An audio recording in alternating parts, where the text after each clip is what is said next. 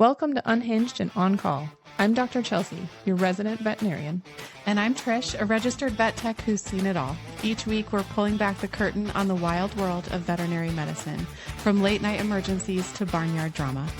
No filters, no fluff, just real stories, real laughs, and maybe a little emotional damage. Thanks for letting us share the madness with you. This part of the episode might be weird, but we're gonna back up. I can't stop laughing. We're gonna back up to last week. We can barely sit here and record because Trish gets to pick up her unicorn. We're gonna right after where you finish recording today. We're gonna go pick up her new horse. Oh my god. His name is Fame, and he's like perfect. And her whole entire family is so excited, and we can. Trish feels like a kid again. I feel like I'm gonna pass out. Well, I did almost faint the day of the pre-purchase exam multiple times.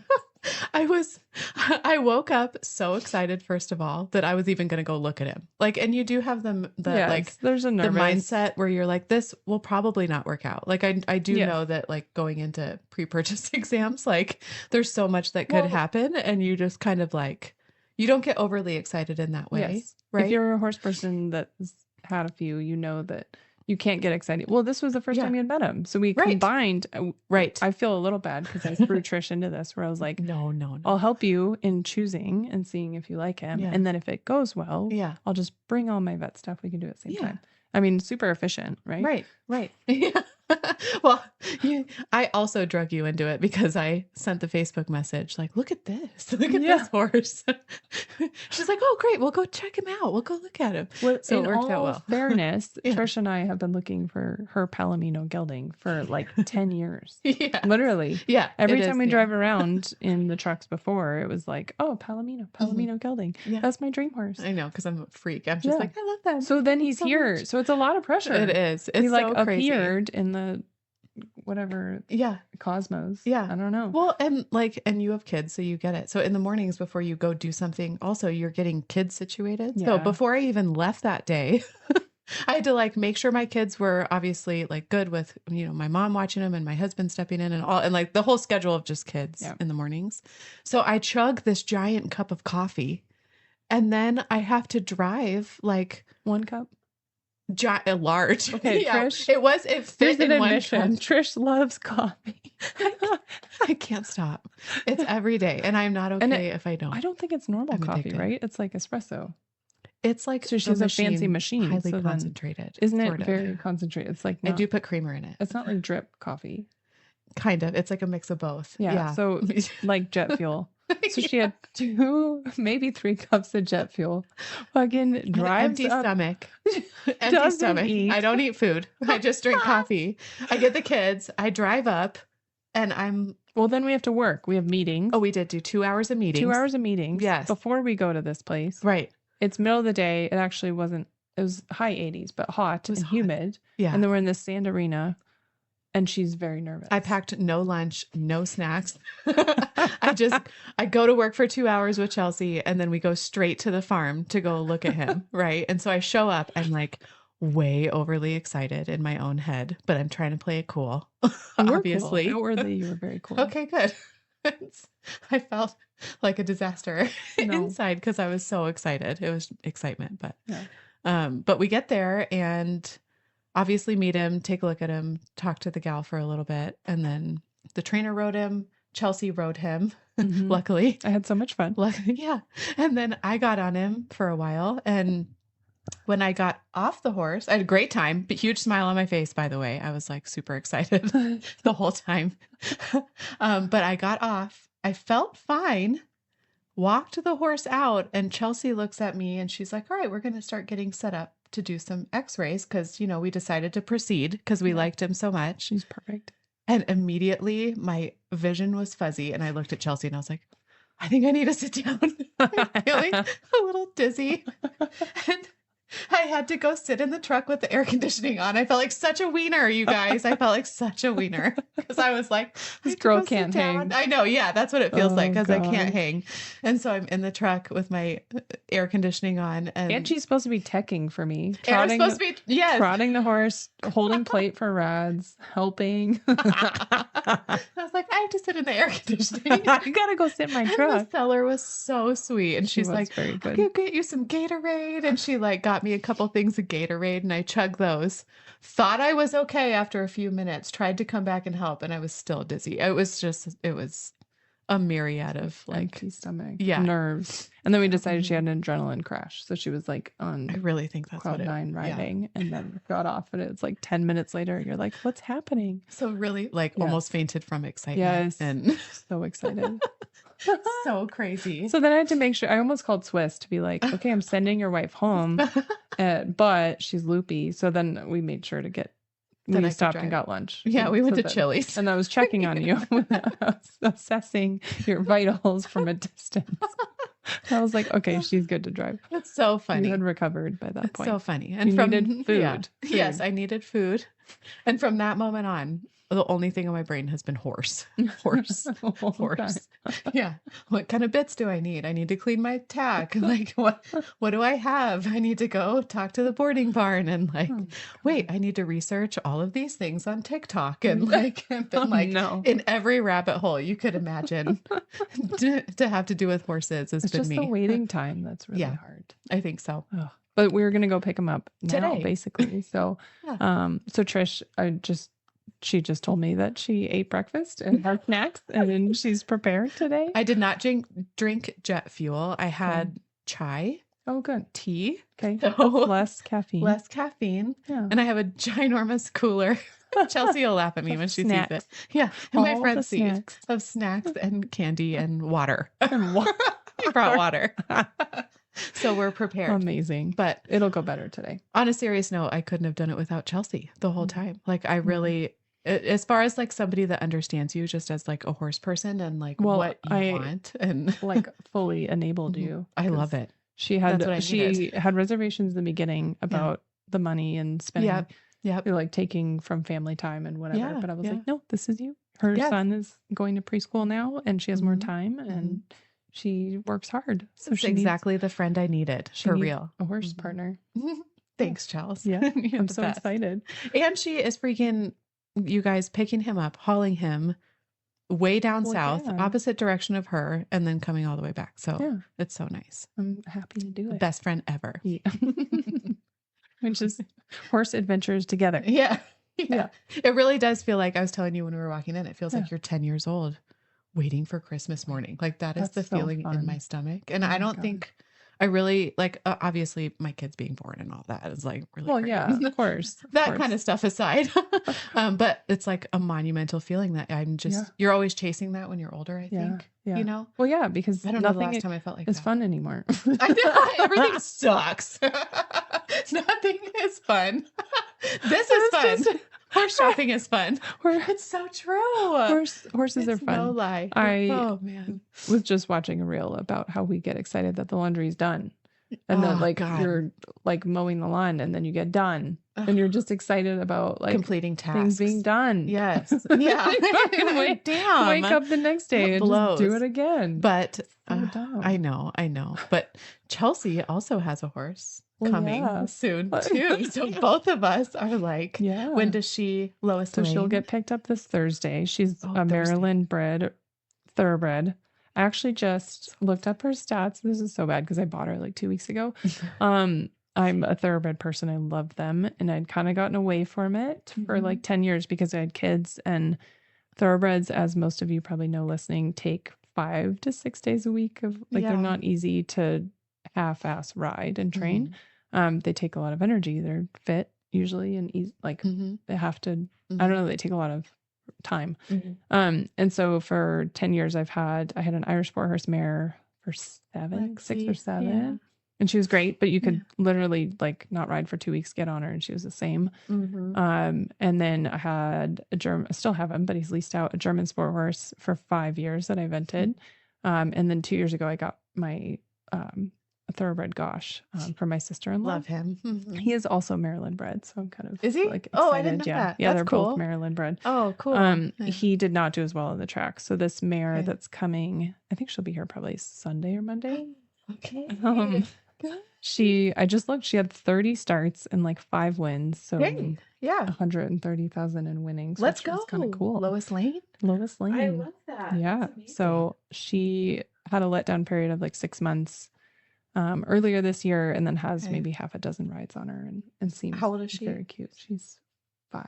Oh, 5. Perfect. And 16 hands, so a little bit smaller. Okay. My last two, Gosh is like 17.1. He's huge. That's and crazy.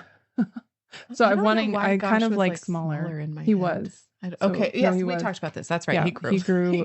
His 5-year-old, he was kind of Yeah. like undernourished, and then he grew Man. got a whole hand his 5-year-old year, and then from 6 to 7, because now he's 7, from 6 to 7 he filled out. So Dang. now he looks Okay. more like a warm blood, and he's a really calm thoroughbred. So he's actually not your typical thoroughbred that is crazy. I want like a fire breathing dragon. Oh my God. You're opposite of me. I'm like, I need something that I can trail ride slowly. Well, that's why when I got on your horse, he's got like a lot of go to him. Yeah. But he's also I like really that. trained in whoa. Mhm, So he's a great balance of both. Yeah. But I like a horse who Yeah. don't like, I've learned in the last 10 years that kick rides are not my jam. Yeah. I need a horse that just goes. Yeah. Yeah. So Yeah. yeah. So I'm excited because she'll probably be pretty darn hot, but she's good on the ground. She's great for the vetting. Oh, good. And like respectful. And I mean, all Good. thoroughbreds have good Yeah. ground manners coming Yeah. off the track. So Right. Right. just little Man. nuances. Oh But my yeah, gosh. I I'm can't wait to excited. see her. I'm so excited to like see her in action once you start really moving with her. That'll be so cool. We'll see. Oh. In all fairness, she didn't pass the vetting, and I still bought her. So, so it's a big gamble. Yeah, that's okay. You can fix her. I did radiographs okay. of the things that I can't fix easily, and then those all looked fine. So we'll see. But she might need more time off. I have no idea. Right. I pretty much have to I think work her up when she gets here, and then see what I have. Gosh, in the meantime. Yeah. Right. I'm not in any yeah. sort of rush. So Yeah. it's all good. I'm so excited to hear more about her when she comes. Yeah. Yay. So new horses for both of us this week. It's kind of a big week. It is a big week. To get 2 new horses. For Crazy Horse Girls, we're very excited. We don't trade out horses very often. Yeah.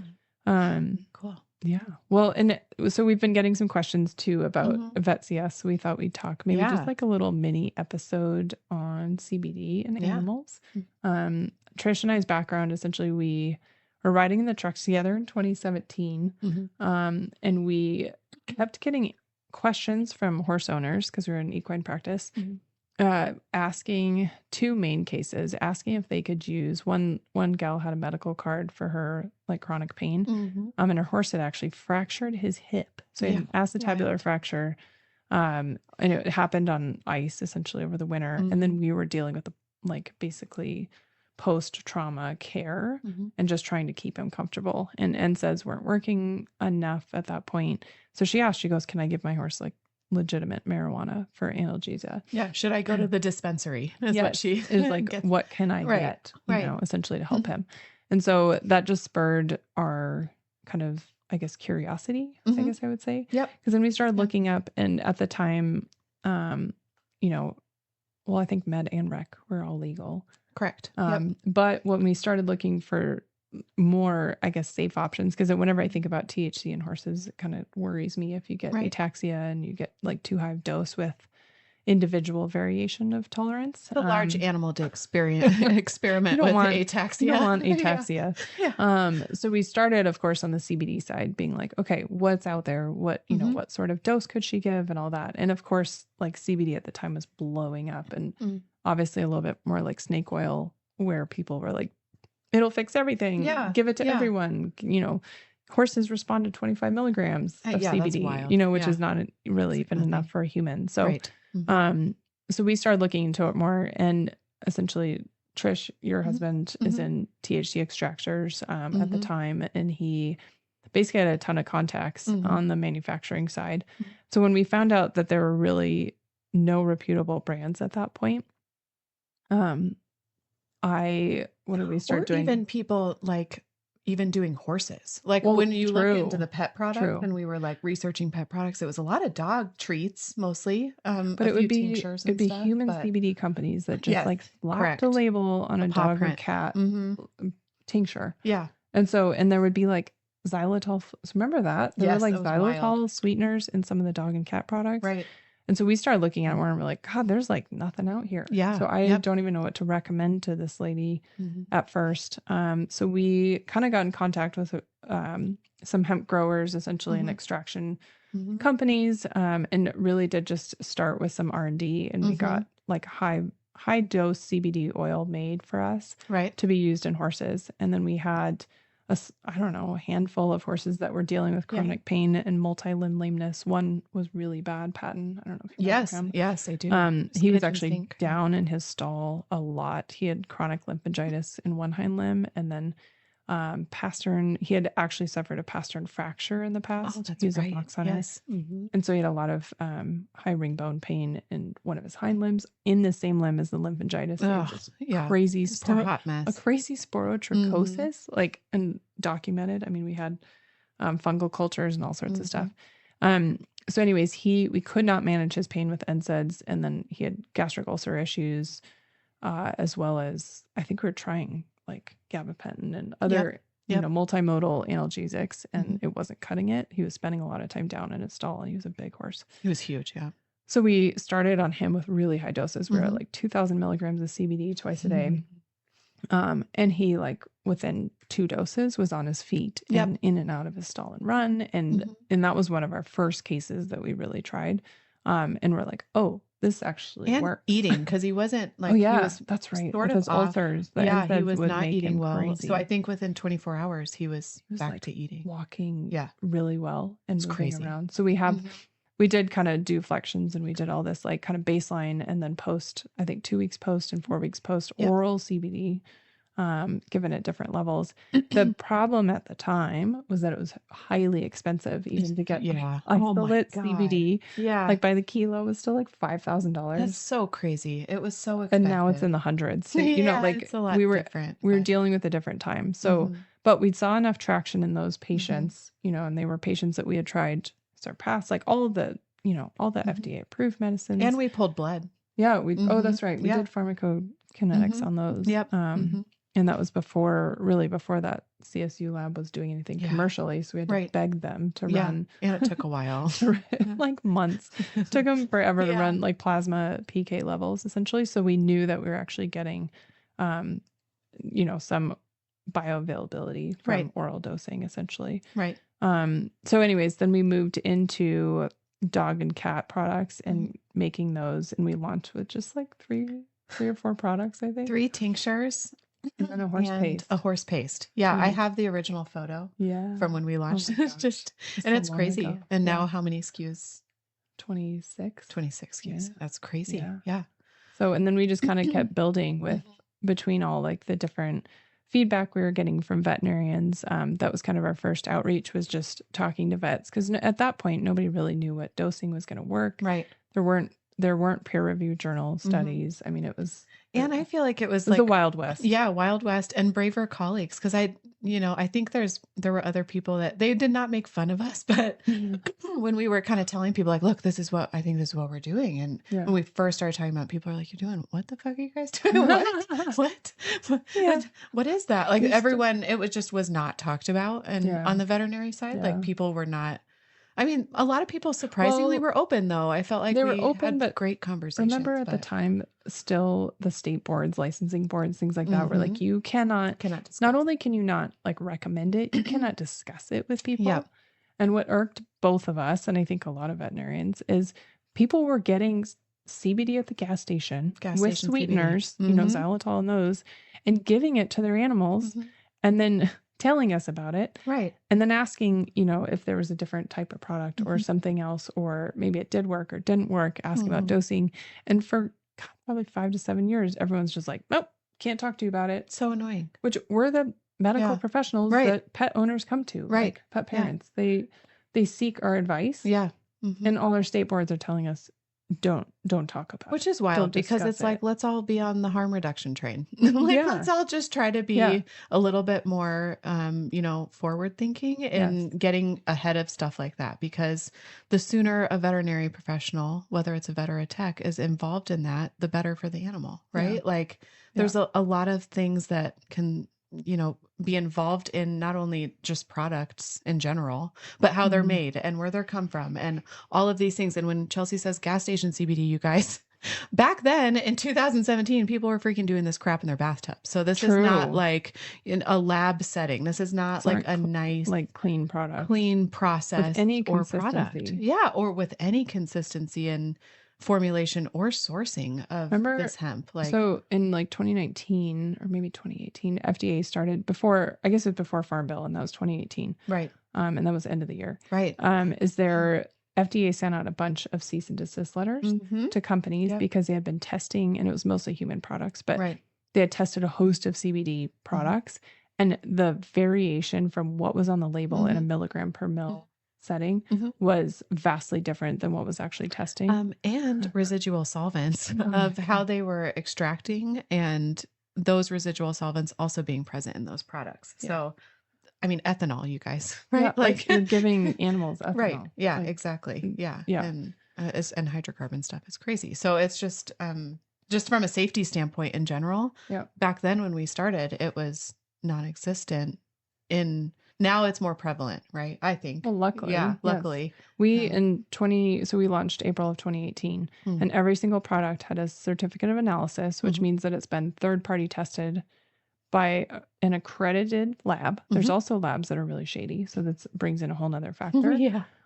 Is that you can send out testing on products but get a wild variation of results just based on the lab. So we've always been kind of with accredited labs essentially, and in 2018 we just made it our mission from the very start is that you're essentially the proof, the potency, the residual solvents, terpenes, microbial contaminants, pesticides, all those things are on our website, and you can match it to the lot of that batch that we've made. Right. And those stay up there. So we were probably the first because we couldn't find it. And that was the issue is you'd have to email the company or call them. And these companies weren't answering their phones. They weren't answering emails. And it wasn't us as a company. I would ask as a veterinarian, I've bought such and such product. Can you send me the certificate of analysis?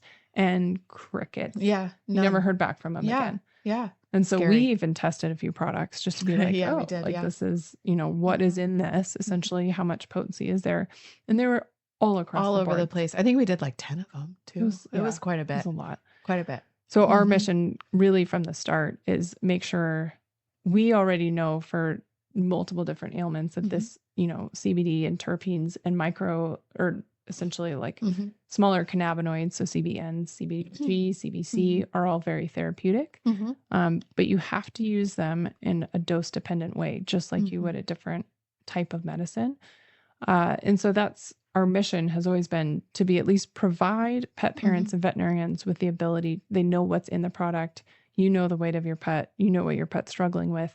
If you don't feel comfortable with dosing, call us. Right. Exactly. We've got a veterinary team essentially able to answer and helpful with even contraindications between like anti-seizure medications, because there are some with liver enzyme induction is you're going to get some competitive inhibition. And you're going to get different effects if the dog is on other medications or the cat has other issues. And common stuff like gabapentin, right? And that's a big one. I mean, we use it concurrently all the time, but it's dosing levels that matter, right? Yep. So if it depends on the dose of gabapentin, and then it depends on the dose of CBD that you're coming in with. And if you're like off the scale on both of those things, we do see some like lethargy, major and sedation. and and so it is something to be aware of, but at least our team can help you navigate that safely. Yeah.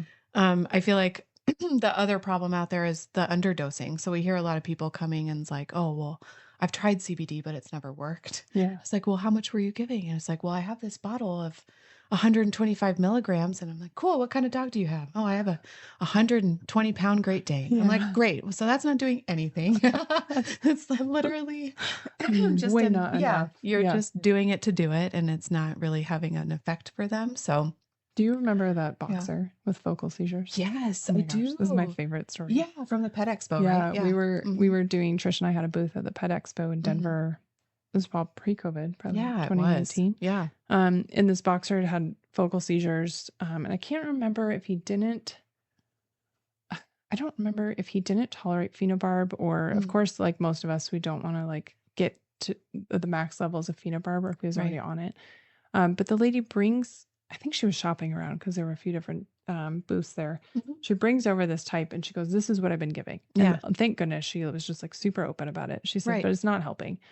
And why would I use your product?" And so we Yeah. start, the dog is literally with her. Yeah. And of course, there's no focal seizures at that point, but Mhm. it's happening.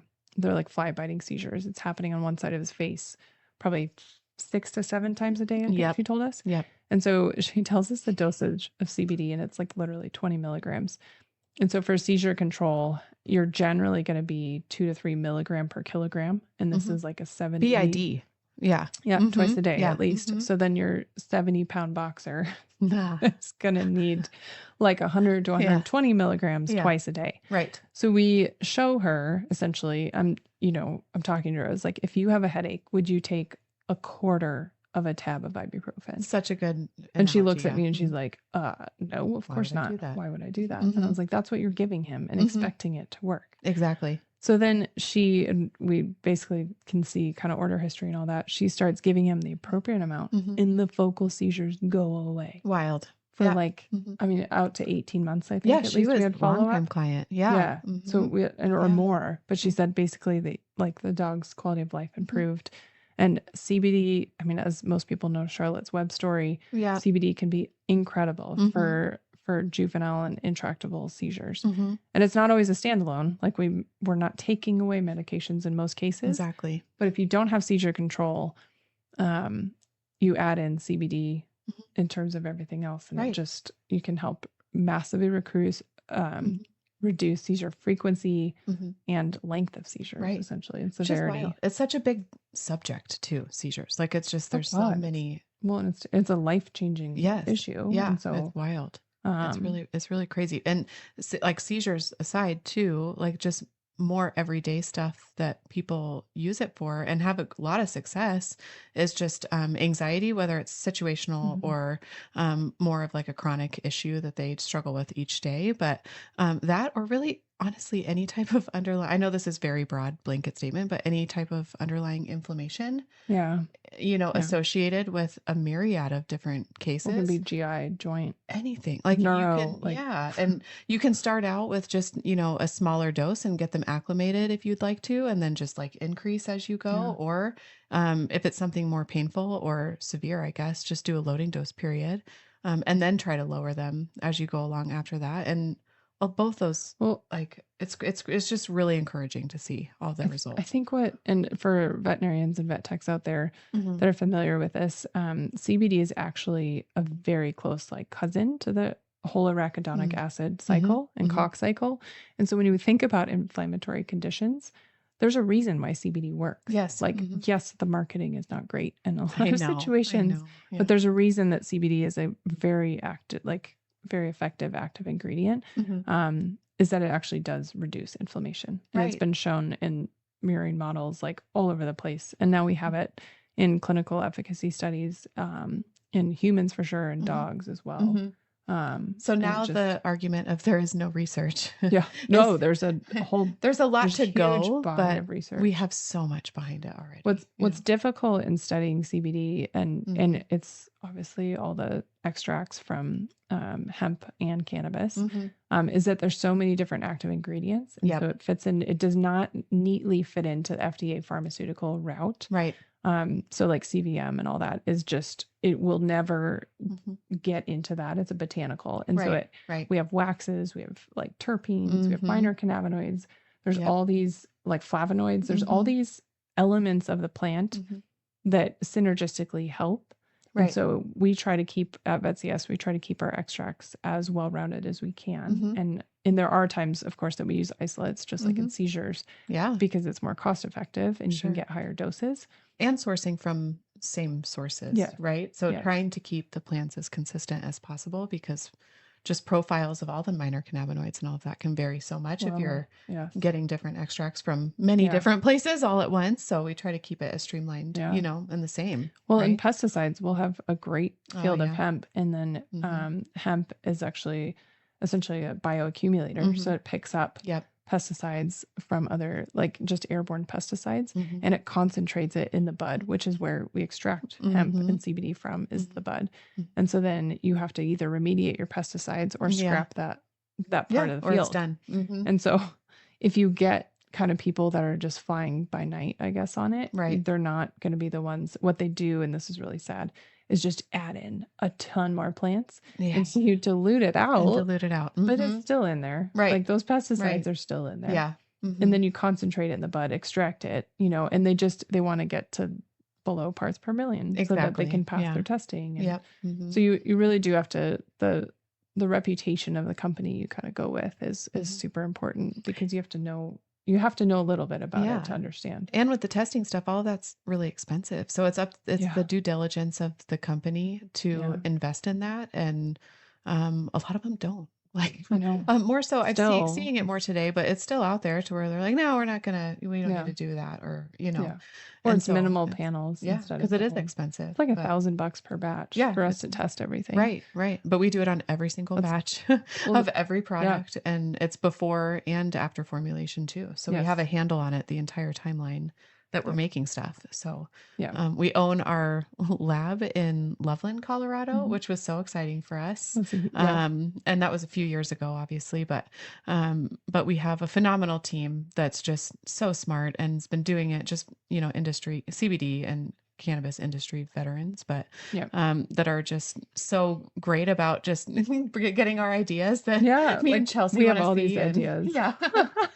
Sometimes they love us. Sometimes they're like, okay, guys, but but they're phenomenal, and just their attention to detail and how they care about what they're putting out, you know, in the name of VetCS is inspiring to me, to just have people like that in our circle, right? It's easy to cut corners, and it is really easy. And they don't. And cut costs and all that, and they don't. Right. They're like just as motivated as we are. Even if we get a testing that's like slightly off a milligram, and they're like, is this acceptable? And do you want us to keep, or should we increase this or that? Like, they're really like down to the milligram, paying attention to, you know, what we exactly want it to be. And it's just really nice to have just a team like that, you know, that is the same as we are when it comes to just attention to detail. Your standards yeah. have to be high. Yeah. Because they're important. Yeah. I mean, we're putting stuff into pets that we absolutely love. They're part of our families. Yeah. And you can't compromise on that. So true. So true. Well, so we're always available. Our info at vetcs.com is probably the easiest way to get a hold of us. Yeah, we have a chat bubble on our website. So you can just hit up the chat bubble during normal business days. But our email, we're really quick to respond, and you can schedule a phone consult too. So if you have more questions that will fit in an email, or you're just more comfortable talking with somebody, you can give us a call, and we're more than happy to go over all of that with you guys. And another extension is that either myself or Dr. Lutke is more than happy to talk to your vet too. So some veterinarians just aren't used to CBD or using it. So if they have questions for us, or they want to look at research, or they're just curious and they want to hear from a colleague about it, we're more than happy to talk with them too. So eases their mind a little bit about their patients using it. So it's my favorite. Yeah. Well, cool. Yeah. Right. That was fun. Thanks, guys. Yeah. Thank you. We're going to go pick up a horse. Yay. First day. So excited. That's right. Okay. All right. Take care, guys. See ya. Do you have a crazy story from your time in veterinary medicine? We would love to hear it. Visit us at unhingedandOnCall.com to fill out the submission form, or email us at chat@unhingedandOnCall.com. Thanks for tuning in, and make sure you subscribe so you get all the latest updates. Unhinged and On Call isn't just a podcast. It's a lifeline for every veterinary professional barely holding it together with vet wrap and caffeine. Somewhere out there, another tech, vet, or assistant is deep in the same chaos, dodging poop, managing meltdowns, and wondering if they're the only one unraveling. You're not. Whether you're laughing, crying, or rage cleaning your truck, you've got a whole tribe behind you. You're unhinged, but never alone.